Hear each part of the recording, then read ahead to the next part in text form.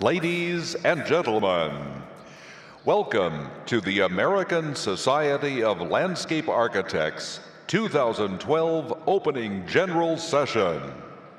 And now, please welcome the President of the American Society of Landscape Architects, Susan Hatchell.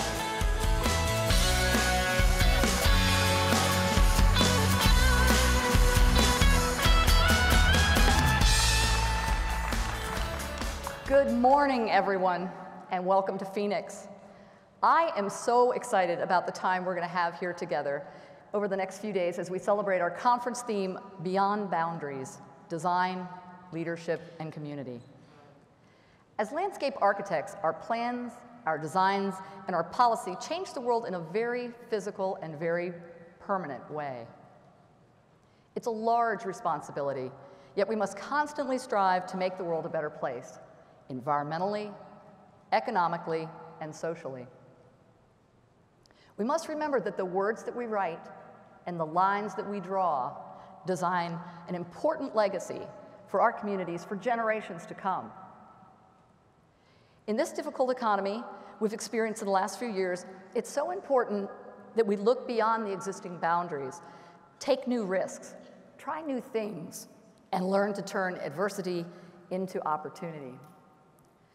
Some adversity that creates opportunities includes designing for an aging and diverse population, designing to address health issues related to our auto-centric society, rapid urbanization and the need for alternative modes of transportation, sea level rise, climate change, habitat loss, water quality and water management. These are all very serious problems, but our profession has the tools to help mitigate them and bring balance to the human impact on the natural world. This is why our profession cannot shy away from our role as leaders in our communities. Over the last year, as president of ASLA, I have visited and worked with allied professionals, sister organizations, students, and our chapters. I've enjoyed the opportunity to talk about the American Society of Landscape Architects' successes with licensure, advocacy, and our partnership with the Sustainable Sites Initiative.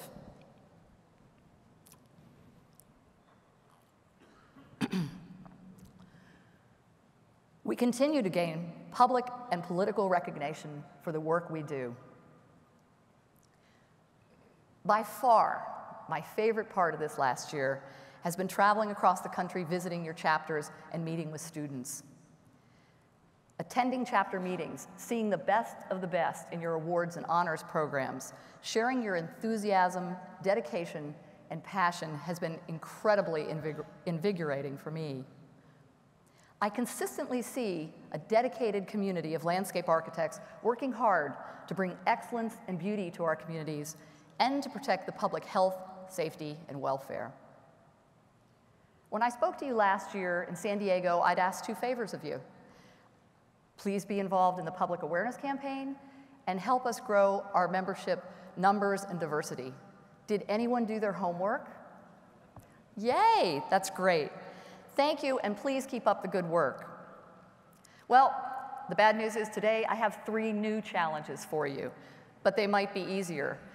I think you can do these. First, I want you to talk, write, blog, advertise, whatever it takes. I want you to do this about your successes as an individual, as a company, as an organization, or as a chapter. We must continue to tell our story loudly and broadly.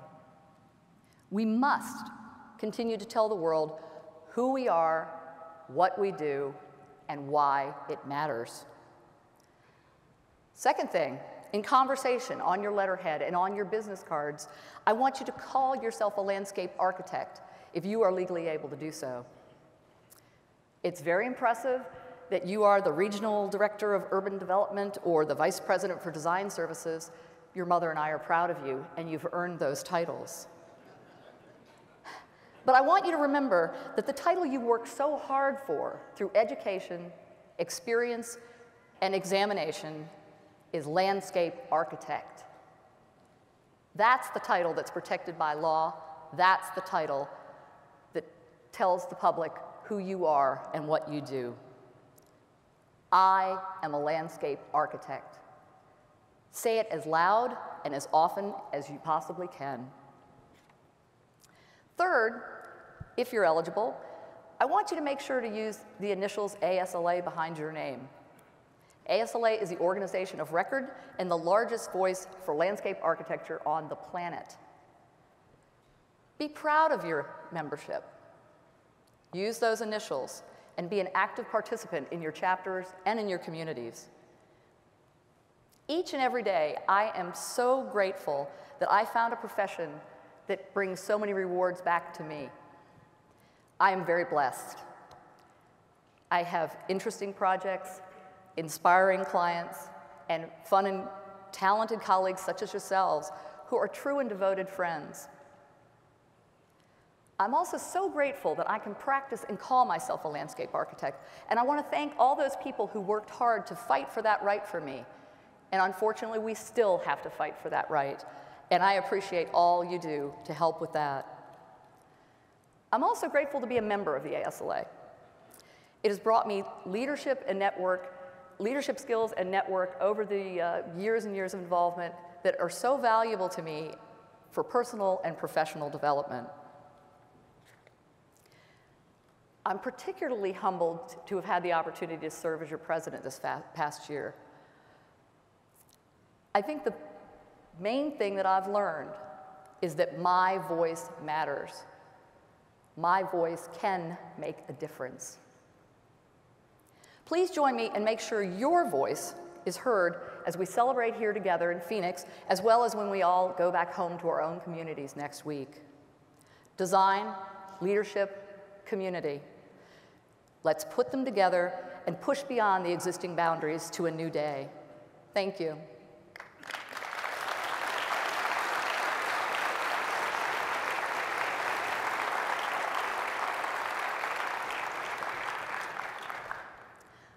We want to take a moment to acknowledge our major sponsors, the people who make this meeting possible. I want you to make sure to visit their booths and thank them personally for all they do for us. Landscape structures, forms and surfaces, Bartlett Tree Experts, Belgard, Firestone Specialty Products, Schofield Systems, Playcore, Victor Stanley, Green Screen, Ironsmith, Landscape Forms, Research Institute for Hawaii, USA, UPS, ANOVA, Reliance Foundry, Sage, and the Suntory Collection.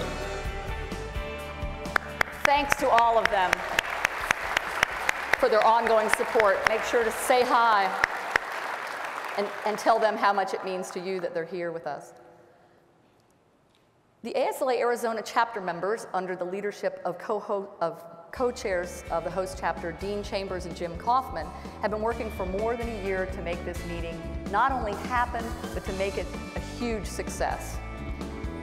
Gentlemen, please accept these certificates in appreciation of your efforts as well as those of your chapter.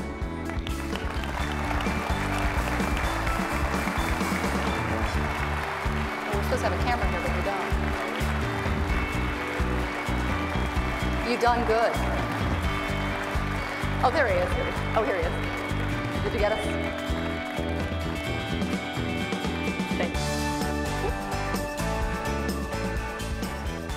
They have done good. It's been fun being here in Phoenix so far. Each year, the ASLA host chapter is proud to work with the local chapter of the ACE Mentor Program to design and build a project that is from the products that are donated by our generous expo exhibitors. This legacy project leaves behind a really positive and meaningful imprint from our gathering here as we come into a community. Let's take a moment to learn more about this year's project.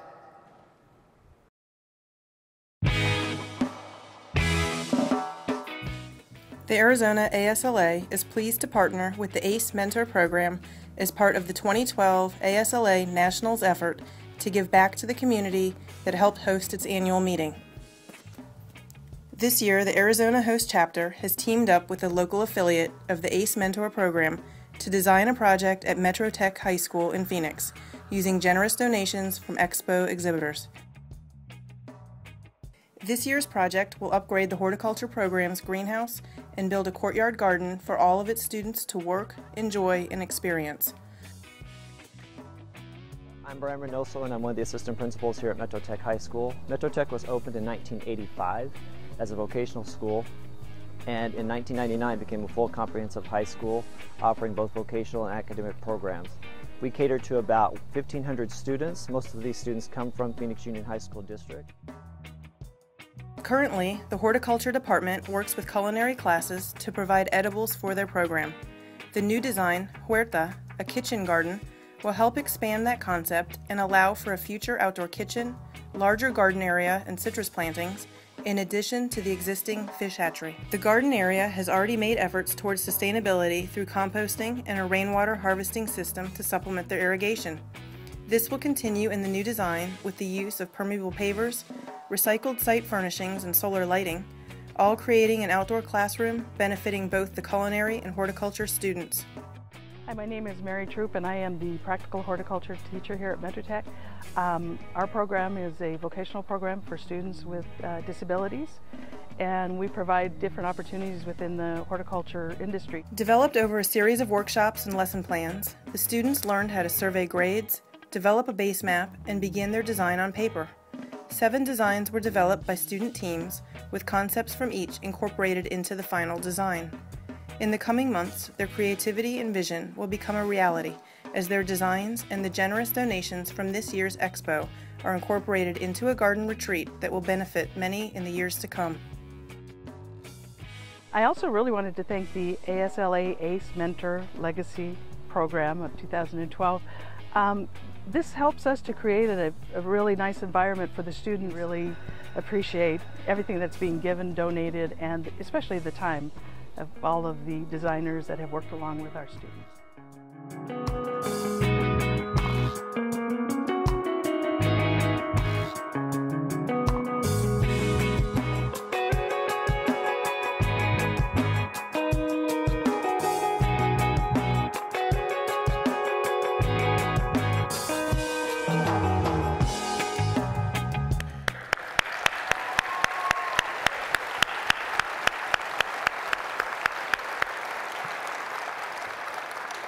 My goodness, that's inspiring. If more of that was happening in our high schools, many of us could find the profession a little sooner, I think. We are delighted to have Metro Tech High School and ACE Mentor Program volunteers as well as national leaders with us here today. Please stand up and let yourselves be recognized for your efforts. Aren't they great?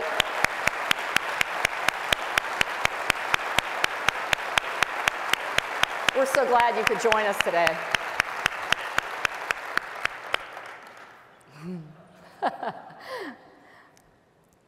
The ASLA Annual Meeting Education Advisory Committee has crafted rich, relevant series of 130 educational sessions that will keep us ahead of issues and opportunities. Would the committee members please stand up and be recognized? Good work.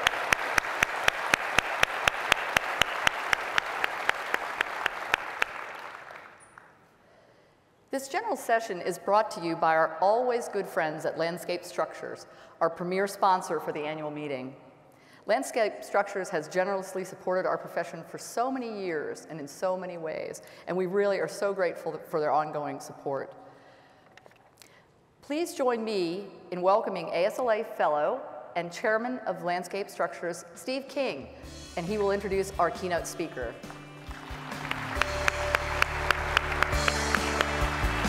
Thanks, Susan. Good job.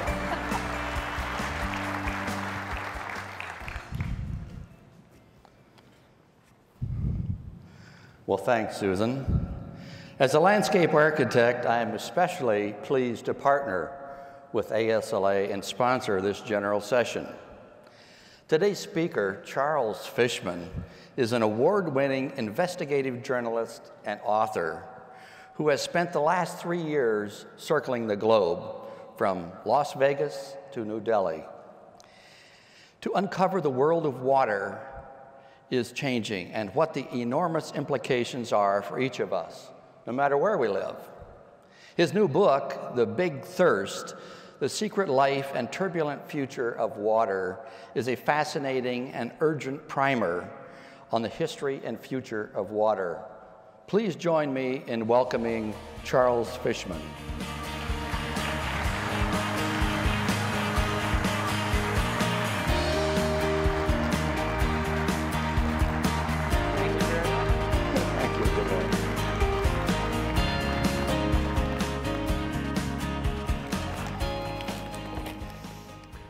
Good morning. I don't usually get a crowd this large at 8:15. It's usually 2 grumpy adolescents and 2 very enthusiastic Labrador retrievers. And sometimes I actually can't get the adolescents into the room. The Labrador retrievers are very attentive, though. A man recently came up to me at a water event, and he said, "I want to tell you a story about water."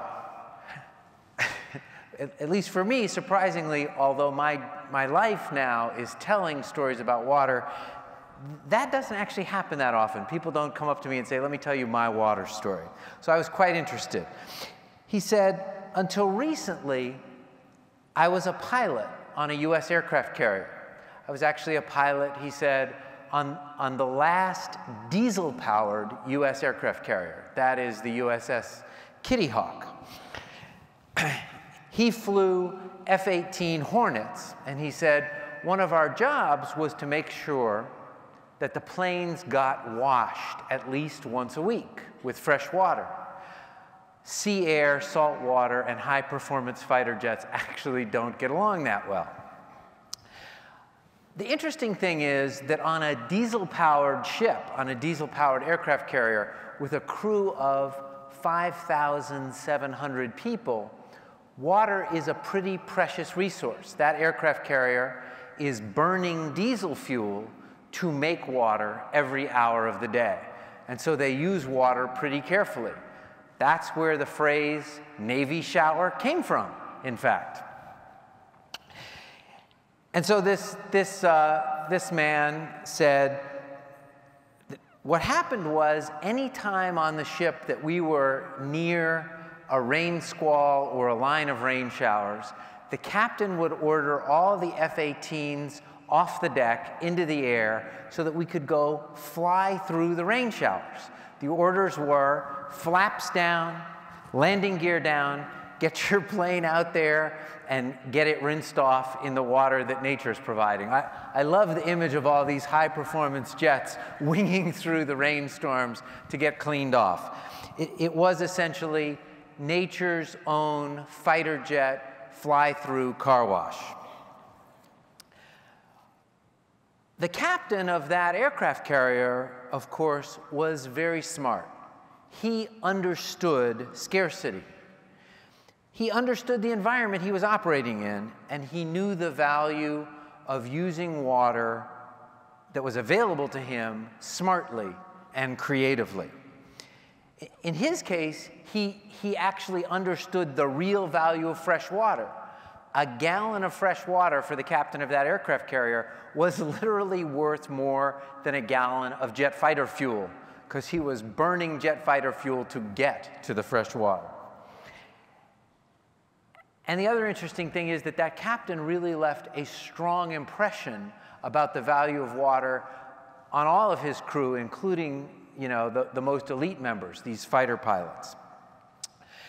I find that story particularly striking as you fly into Phoenix, because if you look out the window of Phoenix, you actually see a carpet of green lawn running right up to the edge of the desert in many parts of the city. And I'm not always convinced, I love Phoenix, but I'm not always convinced that Phoenix actually completely appreciates the value of fresh water in the desert, at least not the way that aircraft carrier captain did. I am delighted to be here in Phoenix, and I'm actually quite thrilled and not a little humbled to be able to talk to an audience as important and valuable as you all are. I want to thank Susan Hatchell and Steve King for inviting me here and allowing me to talk to you this morning and sort of get the conference underway. You all think about, of course, and design the places that we live, the places that we go to school and go to work every day, the places we go to play. I wouldn't mind having Steve King's job, at least the testing part of that job. The places, you all create the places, in fact, that especially in the modern world, we go to reconnect with the quote-unquote, the so-called real world, outside our sort of routine climate-controlled cubicles. You make the boulevards, the parks, the campuses, the greenways, the office parks, the memorials, and the energetic, alluring, lively downtowns. I like those places. Thank you very much. You can give yourselves a hand. Life would be a lot duller without you all. And everything you all do, whether you think about it this way or not, I certainly think about it this way, everything you do requires water. And there is a revolution coming to the world of water. We are on the cusp of what I think of as a whole new era of our relationship to water. Lots of things about water are changing. The availability of water is changing. Habits of water use are changing. Attitudes among both elected officials and the public about water are changing. The technology involved in helping us manage water is evolving quickly, changing. And municipalities, cities, water departments, which are the traditional source of water in the developed world, they are too finally changing. In fact, I think everything about water is changing except for water itself. And that's what I want to talk to you about today. I am a reporter. I'm a journalist. I'm not trained in any of the disciplines. I'm not a hydrologist. I'm not a geologist. I'm not a meteorologist. I'm not a ecologist. I'm certainly not an engineer. I don't have anything like the training you all have. My own journey into the world of water, in fact, began in the world of bottled water. If you're curious, each of these waters under here is labeled with the name of the person who can drink it. I'm not drinking Susan's water. I grew up in Miami, and until very recently, we lived in Philadelphia, and we go home to visit my folks at least once a year.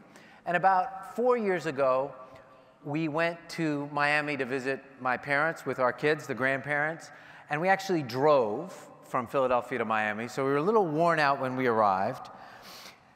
And we checked into the hotel, and in the hotel room, there was a bottle of Fiji water.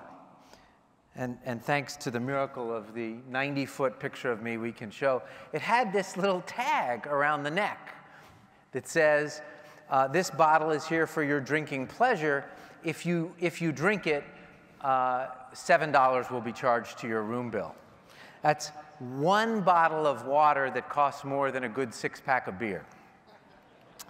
I am married to a wonderful woman who believes that the bottle of water is, in fact, in the hotel room for her drinking pleasure. And I think before the door even closed behind us, she had the bottle of Fiji water open and half consumed.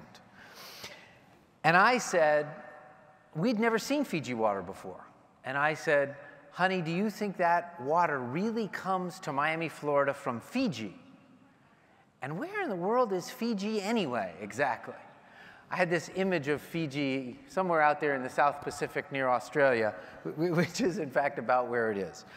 I actually took the empty Fiji water bottle home with us so that I would not forget about it.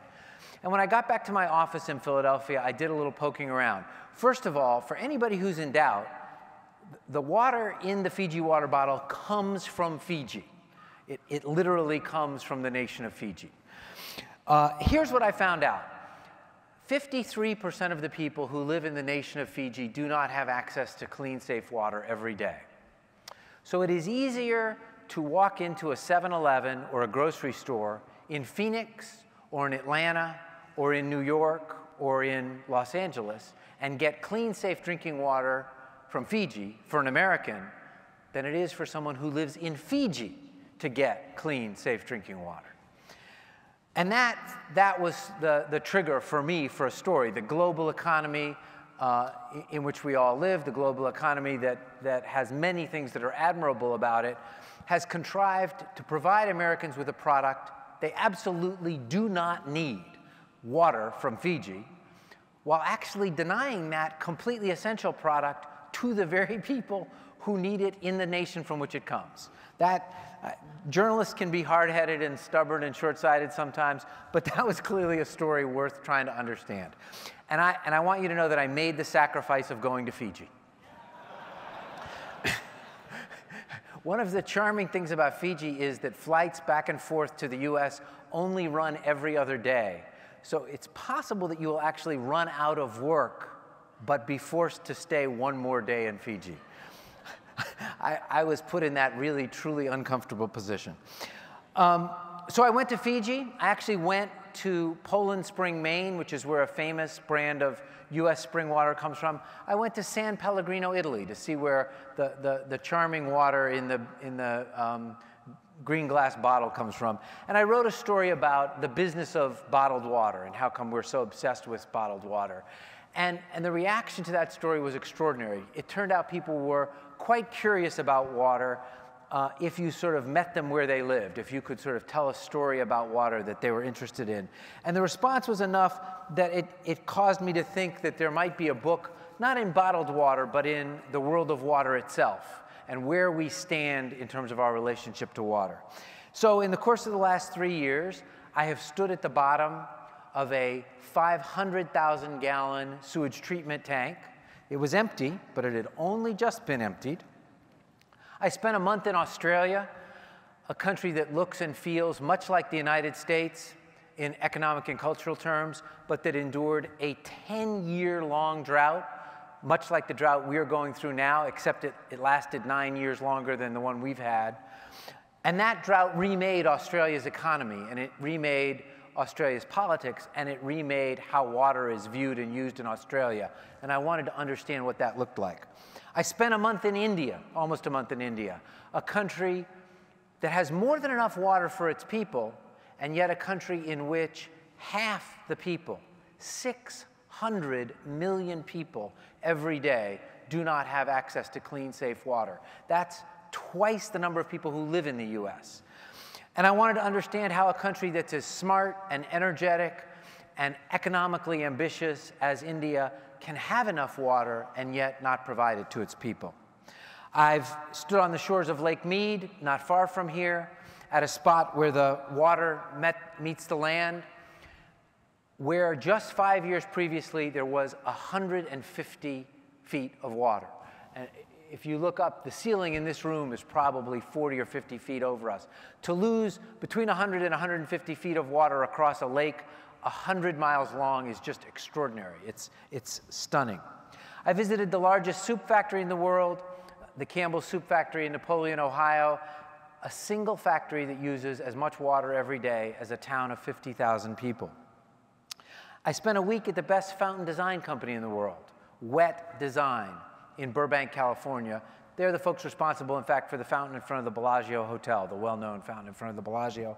I wanted to spend time with people who thought about water in artistic terms, in emotional terms, who thought about water as a means of artistic expression. I have done the water walk with a group of women and girls in India. I'm going to tell you that story in a minute. I have experienced the cleanest water in the world at an IBM microchip plant, water so clean it is not safe to drink. And I've experienced what I think of as the dirtiest water in the world, the water in the Yamuna River. The Yamuna is the river that flows right through the heart of Delhi, India. It's actually 2/3 of the flow of the Ganges. so it is considered a holy river in India. The water in the Yamuna as it flows through Delhi is jet black. And you can go out on a boat onto the river. You can hire somebody to pull you out there in a wooden boat. And when you get out on the surface of the Yamuna, the entire surface is pockmarked with little bubbles. It almost looks carbonated. It almost looks like a river of root beer. But it does not smell like root beer. The bubbles are methane. The Yamuna is so dirty that it is literally rotting in its banks and producing methane. Here's how dirty it is. The US EPA standard for safe human contact with water is 500 E. coli in half a cup, 500 E. coli in 4 ounces. The Yamuna has 10 million E. coli bacteria in 4 ounces of water. And every hour of every day, people bathe in the Yamuna and wash their clothes in it. For somebody like me, it raises the question, are you getting your clothes cleaner or dirtier by washing them in the river of the water of the Yamuna River? Those travels led me to some conclusions about water and our relationship to water and the state of water in the world that are contrary to some of the conventional wisdom that we hold dear about water. I don't think, for instance, that there is a global water crisis. And I think talking about water problems in that way, framing them as a global crisis, right up there with the global economic crisis and the global environmental crisis, is a mistake. There are 1,000 water problems in the world, 10,000 perhaps. Many of them can properly be called crises. But they're local problems. Water problems are happening right where they are happening. If everybody in the state of Arizona pays their mortgage and their rent and their credit card bills on time, the people of Arizona can still be victimized by the global economic downturn. It truly is a global event. But if the people in Phoenix, or the people in Atlanta, or the people in Barcelona, or the people in Beijing grab hold of their water problems and figure them out and solve them, no amount of misbehavior by somebody else can undo that solution. And I think that's really important, and it's something especially for you all to keep in mind. Water problems are local, and the solutions to them are local, and once you've tackled a water problem and solve it, no one can undo that solution. And that makes water problems accessible and solvable, and also different from these other global crises. So I think how we talk about water really matters. A second point that I think is different than what we appreciate is that business is way ahead of government and ordinary people in understanding that there is a new era of water, an era of scarcity. Business appreciates that there is real risk to the way they work every day in what's happening with water, and also real opportunity. And so businesses are out there finding solutions to water problems. I'm a journalist, and actually often a business journalist, but I think that's a good thing. I'm not sorry business is out in front of the rest of us, but we need to hustle to catch up. Water's a public resource, and I'm glad someone is finding solutions to water problems, but we need to be in command of our own water resources as citizens, as communities. One of the things I think that is not very popular with many audiences is water is too cheap.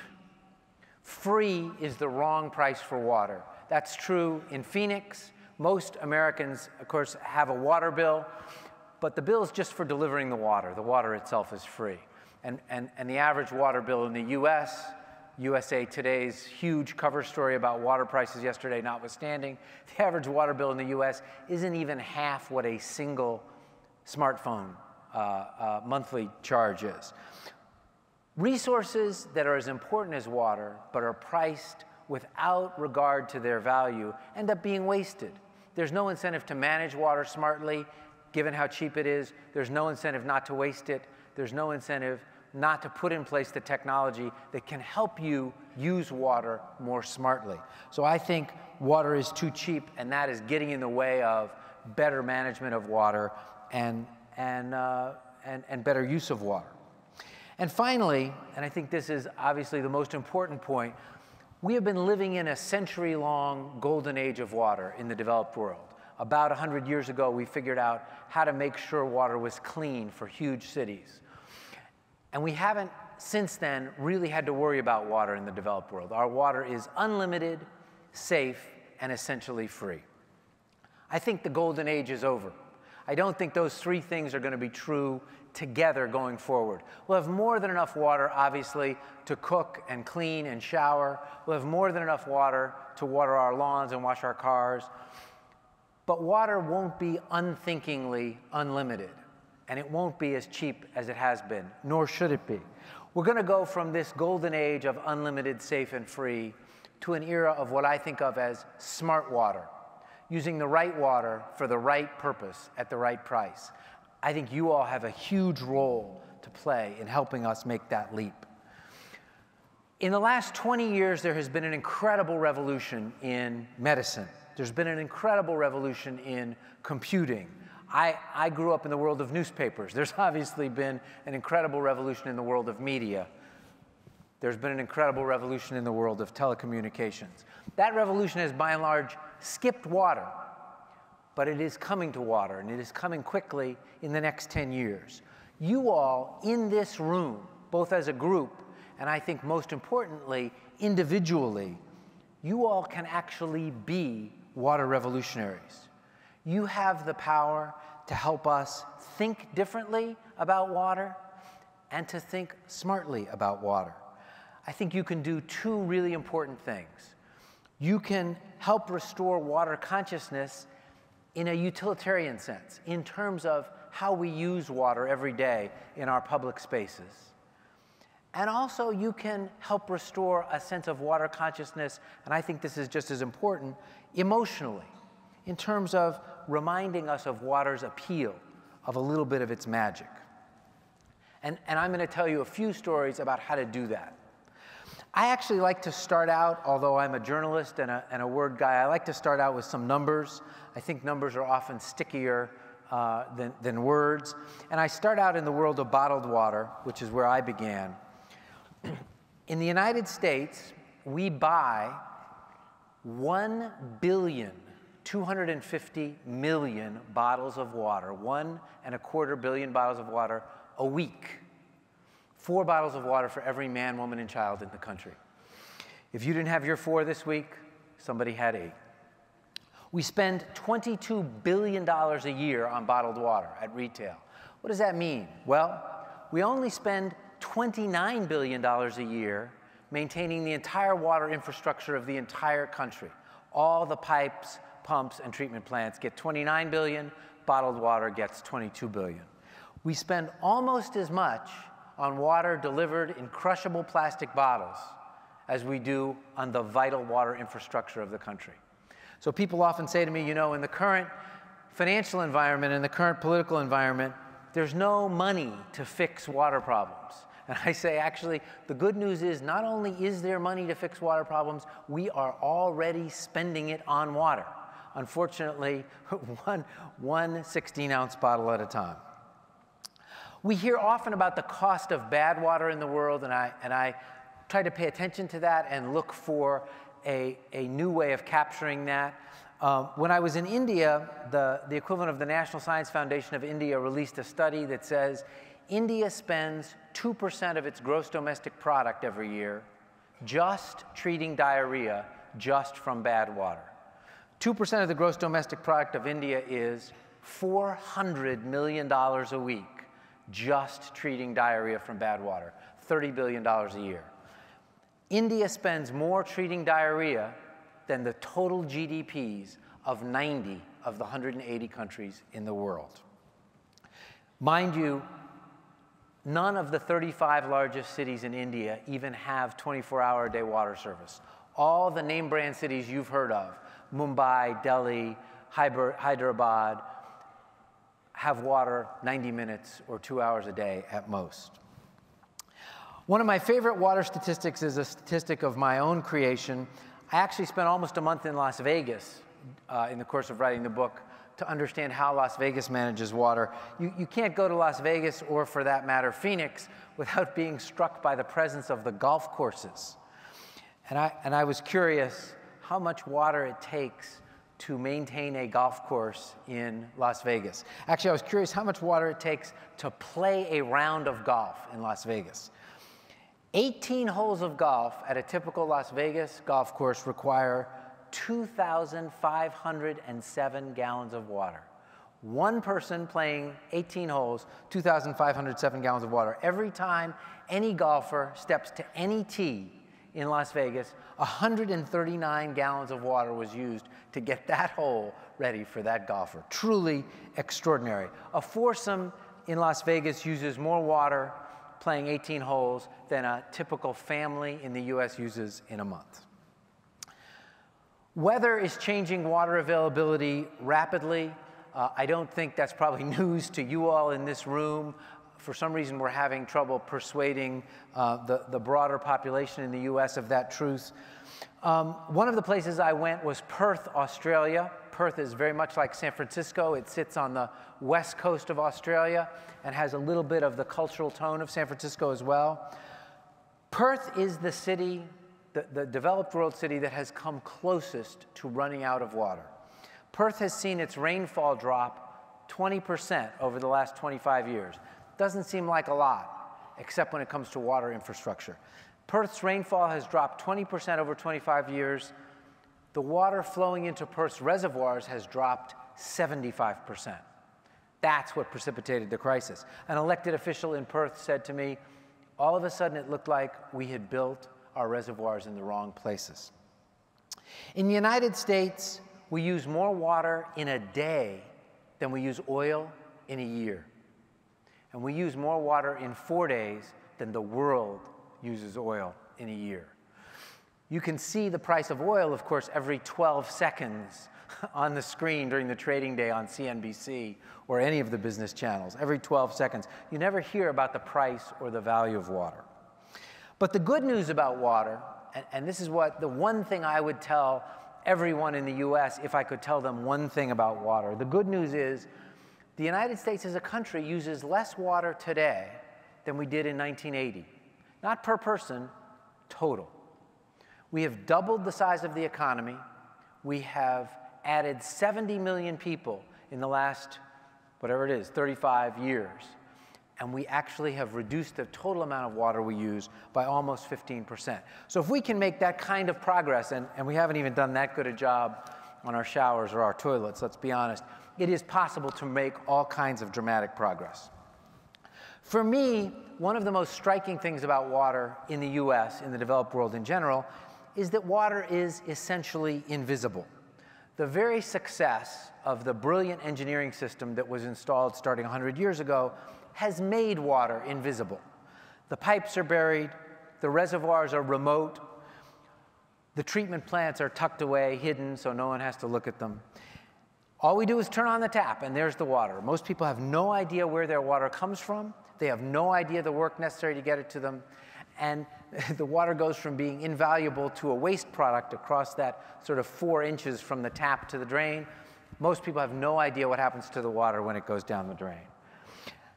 But that's actually a very odd moment in human history. Even 100 or 120 years ago, almost everybody in the United States had to think a little bit about water every day, even the richest people, because the water did not, in fact, come unthinkingly into their house. I wanted to visit a place. I wanted to see what it was like to have to think about your water every day. And so when I was in India, I made sure that I arranged to do the water walk with a group of women and girls. We've all seen the pictures of women and girls with the jars of water on their head. I couldn't find a single account of a Westerner actually walking with water on their head and then writing about it. And so I decided I wanted to do that and see what that experience was like. I did it at the village of Jargali, which is a little village of a few hundred families, about 50 miles outside of Delhi. It's actually a pretty easy place to do the water walk. The well is 2 miles from the village, so you walk out 2 miles and you walk back 2 miles. The women and girls do it twice a day. It takes about an hour in the morning, excuse me, and an hour at night. Not too taxing compared to many people who walk 3 and 4 hours twice a day. 1 out of 6 people in India relies on water that is carried by foot every day. That would be the equivalent of everybody in the United States east of the Mississippi River relying on hand-carried water every day. So I walked out with with a 12-year-old girl, and we walked out to a well that was in the middle of a field, no markings, no railing. You pitched your pail down into the water and hauled the water up 20 feet, which is a long way to haul water up. Anjana, the girl I walked with, carried 4.5 gallons of water. She carried 38 pounds of water. I carried 2.5 gallons of water. My 2.5 gallons weighed 21 pounds. This 24-pack of bottled water weighs about 25 pounds. This, by the way, just an aside, is the #1 or #2 grocery item in the country today. #1 is almost always bananas. Everybody who leaves a U.S. grocery store takes bananas with them. This is #2 typically. Some places it's #1. Almost no one in the U.S. leaves a grocery store without a 24-pack. We would have trouble getting this from the front door of the grocery store to the minivan if we didn't have the grocery cart. Anjana, the 12-year-old, carried 50% more water than this. If you want afterward, you can come up and put this on your head and see what it feels like. This is about 25 pounds. I carried 21 pounds. Anjana carried 38 pounds. Her mother carried somewhere between 55 and 60 pounds, twice this amount of water. So how did it go? I carried 2.5 gallons, about enough water to flush a U.S. toilet once, and I spilled half of it on the way back. So I guess I have 3 observations about that.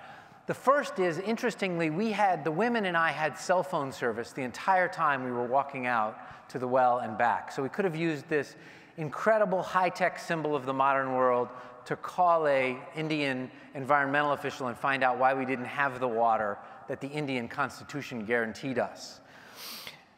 And it's very clear that carrying water is not a good way of getting your water.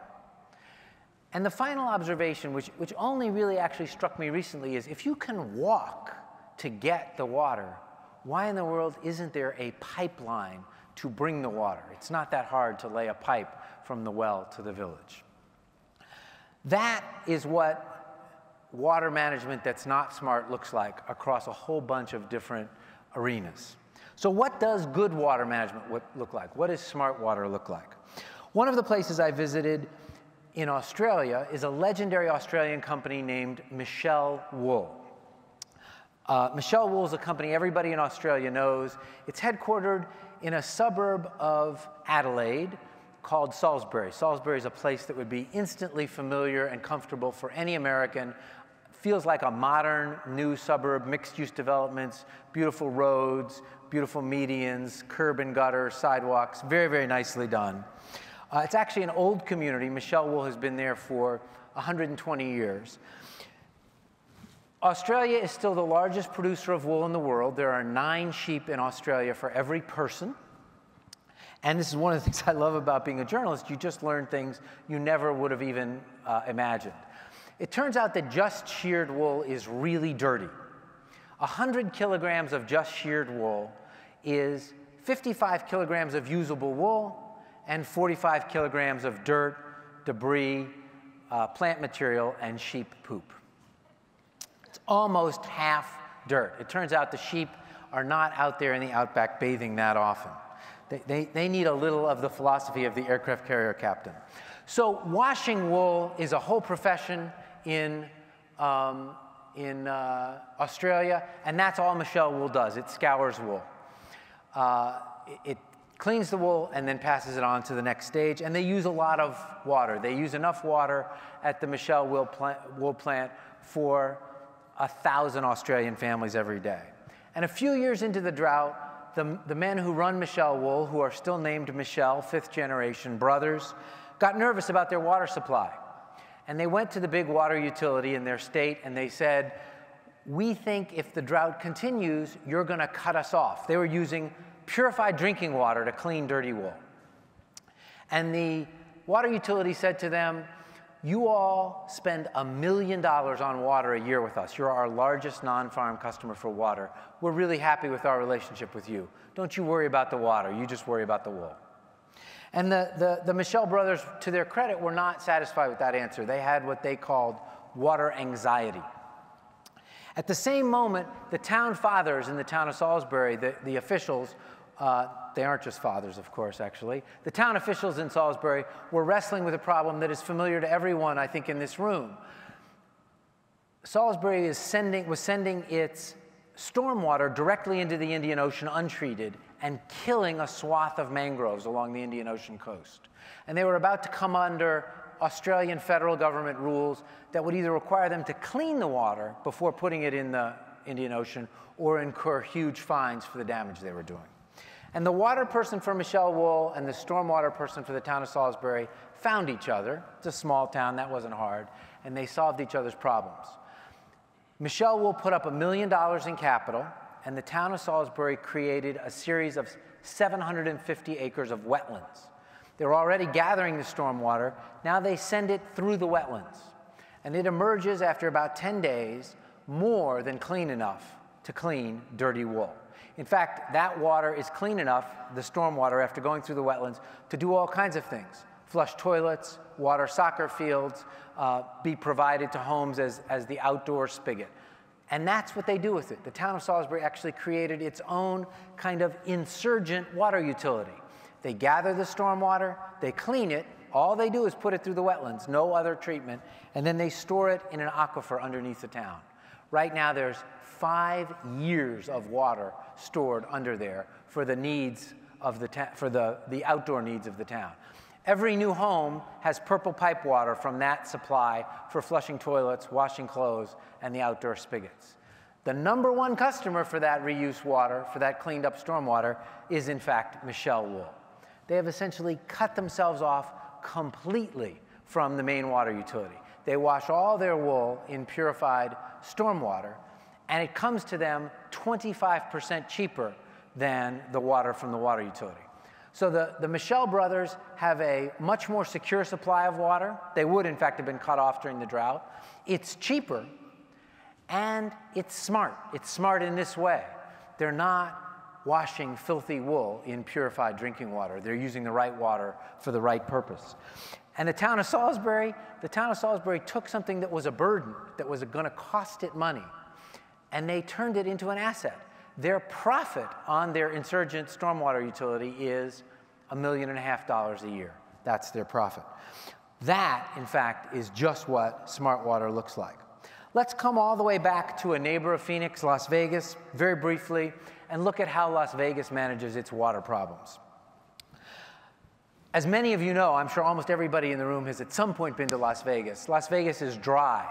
Las Vegas, it turns out, is the driest city of any size in the entire country. It's number 280 in terms of precipitation of the 280 cities that the National Weather Service tracks. Las Vegas gets just 4.5 inches of precipitation of any kind a year. And yet, if you walk the Strip in Las Vegas, it is a town completely obsessed with water. At the very south end of the Strip is the Mandalay Bay Hotel and Casino. You walk into Mandalay Bay flanked by 30-foot tall waterfalls. Inside Mandalay Bay, a 1.6 million gallon aquarium for the sharks. A few casinos up is New York, New York, the casino hotel that reproduces New York Harbor in about a quarter scale. There's the Statue of Liberty, the East River, the Brooklyn Bridge. A New York City fireboat jetting water 24 hours a day. 2 casinos up is the Bellagio, home to what was, until about 18 months ago, the largest fountain on Earth. A lake, 8.5 acres, 22 million gallons of water in the fountain alone. At any given moment when the fountain is operating, 17,000 gallons of water are floating in the air. Inside the Bellagio, a famous Cirque du Soleil show called eau, the French word for water. The Cirque du Soleil acrobats perform on a stage that is a 2 million gallon tank of water. Right next to the Bellagio is the Mirage, an older hotel famous for its lagoon and volcano out front. Why wouldn't there be a volcano? The volcano goes off every hour in the evenings, and it sits in the lagoon. Inside the Mirage, an aquarium for Atlantic bottlenose dolphins, 2.5 million gallons of water in the aquarium for the Atlantic bottlenose dolphins. So let's pause just 1 minute. The dolphins get 2.5 million gallons of water. The acrobats get 2 million, and the sharks are stuck with 1.6 million gallons of water. It's incredible how obsessed Las Vegas is with water, and all of Las Vegas's water comes from a single source, Lake Mead, the reservoir that is itself in trouble. But the most striking thing is that the amount of water Las Vegas can take from Lake Mead was set in law back in the 1930s and hasn't changed. Between 1990 and 2010 alone, Las Vegas tripled in size without being able to take a single new gallon of water from Lake Mead. And so that's why I went there. I wanted to understand how a city of that scale manages to grow while not getting any new water. The first thing Las Vegas did was get a great water manager. That's Patricia Mulroy. She's not uncontroversial. But she had the foresight 20 years ago to say, we need to change water habits in this community or we're going to be in trouble. So over the course of the last 15 or 20 years, Las Vegas has done a whole series of things, none of which changed things by itself, but together have completely changed the water culture. Las Vegas will pay you $40,000 an acre to take out your lawn and replace it with appropriate desert landscaping. $40,000 an acre. They'll pay commercial properties and golf courses the same $40,000 an acre. Las Vegas has water budgets for every one of its golf courses, mandated in law, and those budgets are coming down 5% a year, every year. So golf course managers learn to use less water, and they learn to use their water more smartly. Las Vegas specifies the type of hose nozzle you can use to wash your car or water your plants. It has to be a trigger nozzle that turns off automatically. It's illegal to let water in Las Vegas that you're using to water outdoor landscaping hit a sidewalk or a street or a paved surface. And Las Vegas has 11 water police officers who patrol looking for violations and writing people up. It's illegal to empty your pool or your hot tub into the storm sewer. You must empty it into the sanitary sewer so Las Vegas can recapture the water. And most important, and 10 years ago, Las Vegas outlawed front lawns. They said, this is the desert. If you're building a new home, you cannot have a front lawn. You must have desert landscaping. Everybody else was grandfathered in, but everything built starting in 2000 does not have a front lawn. Most important, Las Vegas cleans and recycles 94% of the water that hits a drain anywhere in the city. No city in America even comes close to that reuse of water. And that, in fact, is how they've been able to grow. They get a gallon credit for every gallon they return to Lake Mead. The water they return to Lake Mead is cleaner than the water they take out. In the course of 25 years, they have cut water use per person in Las Vegas by a third. They actually use as much water today as they did in 2000, even though the city is 50% bigger. That is what smart water looks like. Las Vegas, despite the perception, despite what you see on the Strip, is actually one of the most water-smart cities in the world, through leadership, through creativity, and through long-range planning. I think there's great urgency and great immediacy to water problems in the US and around the world. 64% of the country right this minute is in severe drought. And I also think there's incredible energy and creativity in the world of water, in people who deal with water every day, in tackling those problems, more than there has been in many, many years, perhaps since the revolution 100 years ago. And I think you all sit right in the middle of both those problems and that creativity and that energy. When you are allowed to do your work, the best possible work you can do, you connect us back to the outside world. You can create spaces that use water smartly, that, for instance, match the landscaping to the climate, that harvest rainwater, that have permeable pavement and return water to the watershed in which those places live.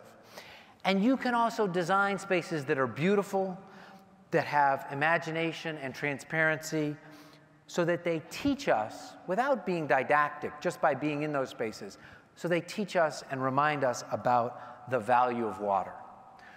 Most communities with water problems have enough water to solve those problems, enough money to solve those problems, and enough smart people to solve those problems.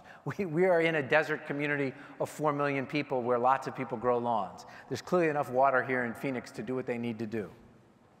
Most water problems, in fact, turn out not to be water or money or creativity problems. They turn out to be people problems. And you all have the ability to help us solve those problems. All those problems require, I say all advisedly, is leadership and creativity and thinking differently. That's what the aircraft carrier captain does. That's what the Michelle brothers do. That's what Pat Mulroy did in Las Vegas. Leadership, creativity, and thinking about water differently. The decisions you all make last a very long time. You have the ability to help us change our water attitudes and our water use, not tomorrow or next year, but most importantly, 20 years from now. I'm very optimistic. Everywhere I went in the world, people having water problems at the front lines are tackling those water problems and solving them, not waiting for someone from the capital city or the regional capital or a big company to come assist them. I want to wrap up today with a reminder of something that I think is really important about water. And that is that water is fun. It is truly wonderful, magical stuff. We all have a close emotional relationship with water. We know what it's like at the end of a long day to step under a hot shower and feel that instant sense of relaxation. We know what it's like to see our kids in the middle of the summer race to leap into a swimming pool or a lake or the ocean. Anyone who has ever given a bath to a 2-year-old knows you don't have to teach a child to appreciate the charm and playfulness of water. And I don't think that is beside the point at all. I think it's right at the heart of what I want to leave you with. We all have this emotional connection to water. We don't have any emotional connection to carbon credits or to fossil fuel independence. Those things may be really important concepts, but we don't feel them. We don't have any emotional connection to them. We clearly do not have nearly enough of an emotional connection to mortgage-backed securities. If only. But we all love water, and we all appreciate water.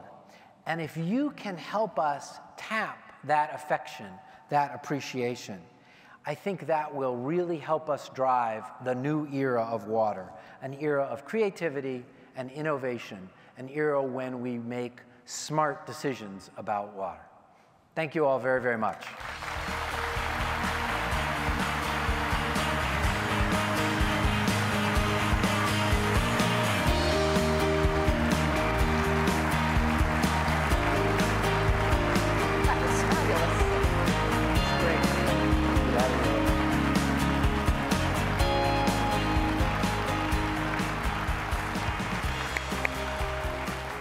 Charles, that was fabulous.